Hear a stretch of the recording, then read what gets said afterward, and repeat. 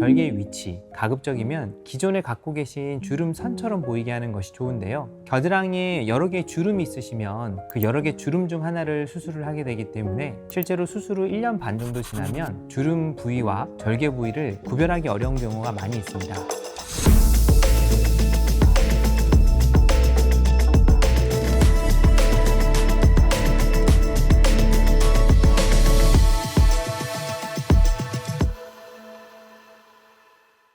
안녕하세요. 조목조목TV 성형외과 전문의 조정목입니다.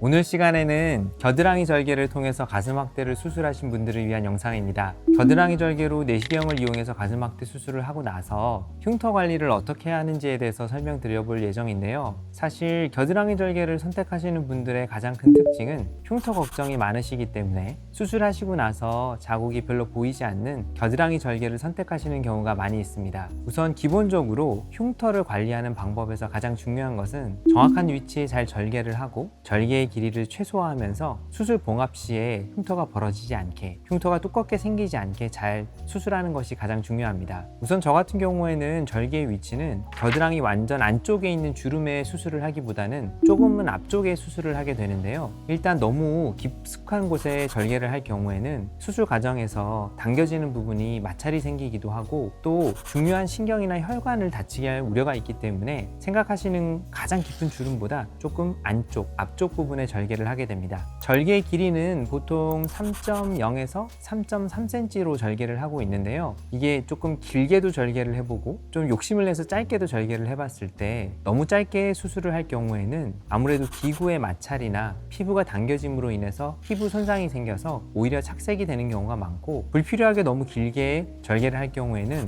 봉합 시간도 오래 걸리고 흉터가 길어 보여서 눈에 띄는 문제점이 있을 수 있습니다. 무엇보다도 일반적으로 보통 300에서 350 사이 정도에 되는 보형물을 넣을 거기 때문에 너무 작은 절개를 하게 되면 수술 후에 보형물을 넣는 과정에서도 문제가 많이 생길 수가 있습니다. 따라서 저는 평균적으로 3에서 3.5cm 되는 절개선을 사용하고 있고, 가급적이면 어떻게든 절개의 길이를 짧게 하면서 피부가 상처가 생기지 않게, 마찰이 생기지 않게 하기 위해서 여러 가지 요령을 사용하고 있습니다. 절개를 할 때 가장 중요한 부분들은 절개의 위치, 가급적이면 기존에 갖고 계신 주름 선처럼 보이게 하는 것이 좋은데요. 겨드랑이에 여러 개의 주름이 있으시면 그 여러 개 주름 중 하나를 수술을 하게 되기 때문에 실제로 수술 후 1년 반 정도 지나면 주름 부위와 절개 부위를 구별하기 어려운 경우가 많이 있습니다. 우선 수술 직후에는 제가 더마본드 또는 스킨 테이프를 이용해서 봉합을 하게 되어 있는데요. 이런 스킨 테이프나 더마본드는 수술 후 일주일간만 잘 커버를 해줘도 충분합니다. 바로 다음날부터 샤워를 할 수 있게 수술을 해드리기 때문에 샤워를 하시다가 보면 더마본드가 조금씩 벗겨질 수가 있는데요. 보통 2주에서 3주 정도가 돼서 완전히 깨끗하게 벗겨지게 되면 저희가 미리 같이 드린 흉터 실리콘 연고를 이용해서 하루에 2번씩 관리를 해주시면 됩니다. 절개 부위의 가장 중요한 첫 번째는 마찰을 피하는 것입니다. 겨드랑이 부위 같은 경우에는 아무래도 움직임에 따라서 마찰이 생길 수가 있는데요. 그런 마찰이 피부에 착색을 일으킬 수 있기 때문에 잘 보호를 해주는 것이 좋겠죠. 문제는 테이프를 붙이게 될 경우에는 테이프를 뗐다 붙였다 하는 과정에서 피부가 손상될 수가 있고, 그러면 그것으로 인해서 염증 반응으로 착색이 생길 수 있다는 문제점이 있을 수 있습니다. 따라서 초창기에는 깨끗하게 씻어내는 과정이 착색을 예방해 줄 수 있기 때문에 샤워를 하실 때 깨끗하게 씻어내시고 실리콘 연고를 이용해서 약간 코팅해주는 느낌으로 관리를 해주시면 좋습니다. 그렇게 해서 실리콘으로 코팅이 되게 되면 그 안쪽에 수분한 환경이 유지되면서 흉터가 과형성되는 것을 막을 수가 있습니다.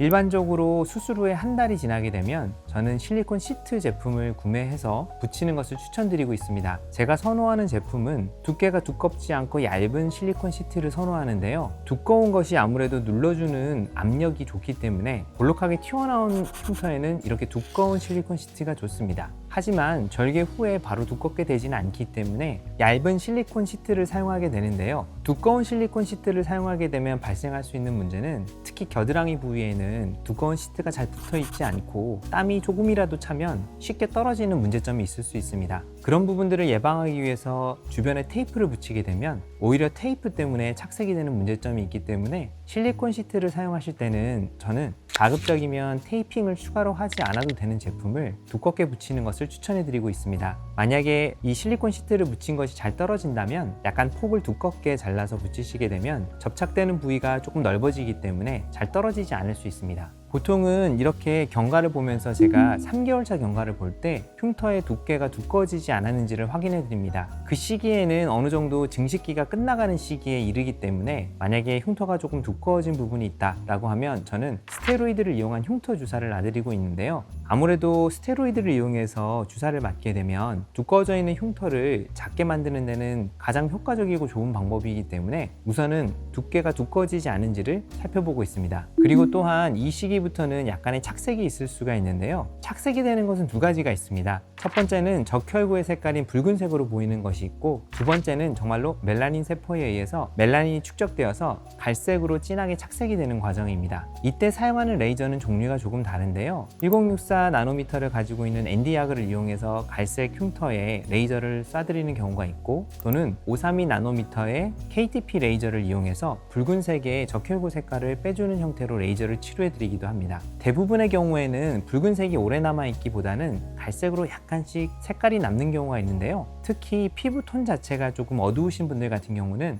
이런 착색이 될 가능성이 높습니다. 경우에 따라서 겨드랑이 자체가 어느 정도 약간 검은색을 가지고 계신 분들도 계신데, 이런 분들께서는 아무래도 겨드랑이 부위가 착색이 좀 더 쉽기 때문에 이런 부분들에 대해서 레이저 관리를 하거나 마찰이 되지 않도록 신경을 쓰는 것이 좋습니다. 그래서 일반적으로 6개월 정도가 되게 되면 어느 정도 흉터는 안정기에 접어들게 되기 때문에 6개월 이후에 흉터 제품을 사용하는 경우는 아주 흔하지는 않습니다. 하지만 개인마다 이 흉터가 숙성되는 시기와 과정, 그리고 그 기간은 다를 수 있기 때문에 경과를 중간중간 보면서 흉터에 대한 조언을 해드리고 있습니다. 정리를 하자면, 첫 번째는 가장 잘 낫는 것이 좋기 때문에 흉터가 벌어지지 않게 관리를 하시고, 그리고 흉터가 두꺼워지는 것을 예방하기 위한 여러 가지 제품들을 활용한 다음에 착색이 되거나 색깔에 대한 문제가 있을 때는 레이저 치료, 또 필요한 경우에는 착색 연고를 처방해 드려서 관리를 하는 방법을 추천해 드리고 있습니다. 대부분의 경우에는 1년 반에서 2년 정도가 되면 상당히 흉터가 좋아집니다. 그리고 내 몸에 있는 흉터는 내가 자주 보기 때문에 위치를 정확히 알고 있어서 좀 더 눈에 많이 띄는 편인데요. 겨드랑이의 경우에는 노출이 외부에 잘 되지 않는 부위이기도 하고 자세히 보지 않으면 주름처럼 보이기 때문에 흉터에 대해서 신경이 많이 쓰이시는 분들에게는 겨드랑이 절개를 통해서 가슴 확대 수술을 하는 것을 추천해 드리고 있습니다.